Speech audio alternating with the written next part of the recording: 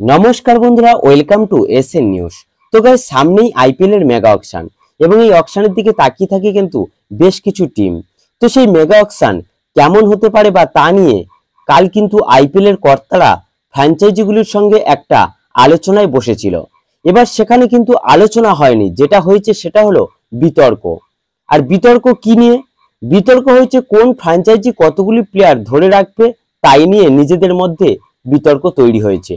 এবার KKR, MI, CSK, Hyderabad এই টিমগুলি যেহেতু সফল টিম এই আইপিএলে, তাই এরা চাইছে কিন্তু বেশি করে প্লেয়ার ধরে রাখতে। আবার পাঞ্জাব, আরসিবির মতো টিমগুলি তারা কিন্তু 2 থেকে 3 জন প্লেয়ার ধরে রাখার পক্ষপাতী। অর্থাৎ কেকেআর, এমআই, হায়দ্রাবাদ তারা তাদের টিমটাকে খুব একটা চেঞ্জ করতে চায় না। তারা চাইছে তাদের টিমের বেশিরভাগ প্লেয়াররাই যেন থেকে যেতে পারে বা রাখতে পারে। কারণ কেকেআর, এমআই সারা বছর ধরে ইয়ং প্লেয়ারদের খুঁজে নিয়ে তাদের একাডেমিতে নিয়ে আসে, তারপর তাদেরকে তৈরি করে। আর এক্ষেত্রে প্রচুর অর্থ খরচ হয়, তার সঙ্গে পরিশ্রম। কারণ একটা একাডেমি চালানো তো আর মুখের কথা নয়, তার পিছনে অনেক পরিশ্রম করতে হয়। আর তাই কিন্তু কেকেআর, এমআই একাডেমিগুলি থেকে অনেক তরুণ প্লেয়ার উঠে আসে।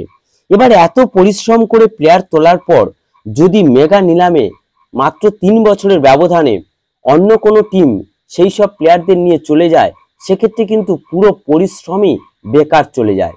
তাই কেকেআর চাইছিল মোট 8 জন প্লেয়ারকে রিটেন করতে। আর সেটা যদি সম্ভব না হয় তাহলে 8টা আরটিএম কার্ড ইউজ করতে দিতে হবে। তো এবার এই আরটিএম কার্ডটা কি সেটা হয়তো অনেকেই জানো, অনেকেই হয়তো জানোই না। যারা জানো না তাদেরকে একটু বলে রাখি, এই আরটিএম হলো, ধরো শ্রেয়াস আয়ারকে নিয়ে একটা নিলাম শুরু হয়েছে এবং সেখানে ধরো শ্রেয়াস আয়ারের জন্য দিল্লি ও মুম্বাই লড়াই করছে এবং সেখানে শ্রেয়াসের দাম মূল্য 10 কোটি টাকা। এবার যেহেতু শ্রেয়াস আগের মরশুমে কেকেআর এর প্লেয়ার ছিল, তাই আগে কিন্তু কেকেআর কে জিজ্ঞাসা করা হবে যে তারা শ্রেয়াসকে ওই 10 কোটি টাকা দিয়ে রেখে দিতে রাজি কিনা। যদি রাজি থাকে তাহলে কেকেআর আরটিএম ইউজ করতে পারবে। তো এইভাবে কিন্তু কেকেআর চাইছে 8টি আরটিএম যেন ব্যবহার করতে দেওয়া হয়। এছাড়া এমআই কিন্তু 7টা প্লেয়ার রিটেনশনের পক্ষে ছিল। এছাড়া 3 বছর পর পর যে মেগা অকশনটা হয় সেটা যেমন হয় তেমন হবে, শুধুমাত্র ওটা 3 বছর নয়, মিনিমাম যেন 5 বছর অন্তর ওই মেগা নিলামটা করা হয়। কেকেআর, এমআই, সিএসকে, হায়দ্রাবাদ কিন্তু এই বিষয়গুলিতে একমত। কিন্তু আরসিবি, পাঞ্জাব এরা চাইছে 1 থেকে 2 জন প্লেয়ার রিটেন করা যাবে, এর বেশি নয়। তাতে 1 জন হলেও চলবে, না হলেও চলবে। অর্থাৎ তারা কিন্তু কোনো প্লেয়ারকে ধরে রাখতে চাইছে না, তারা নতুন করে দল তৈরি করতে চাইছে।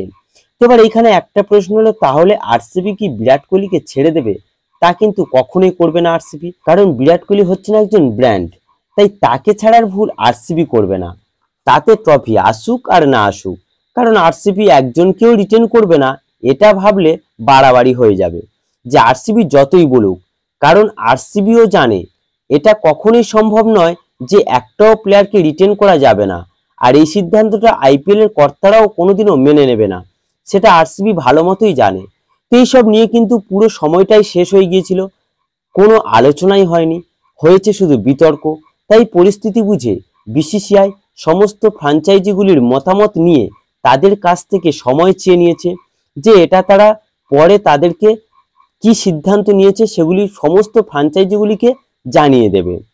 তো ব্যাস, এই ভিডিওতে এই আপডেটগুলি জানানোর ছিল। যদি ভিডিওটি ভালো লেগে থাকে তাহলে অবশ্যই লাইক ও সাবস্ক্রাইব করে দিও।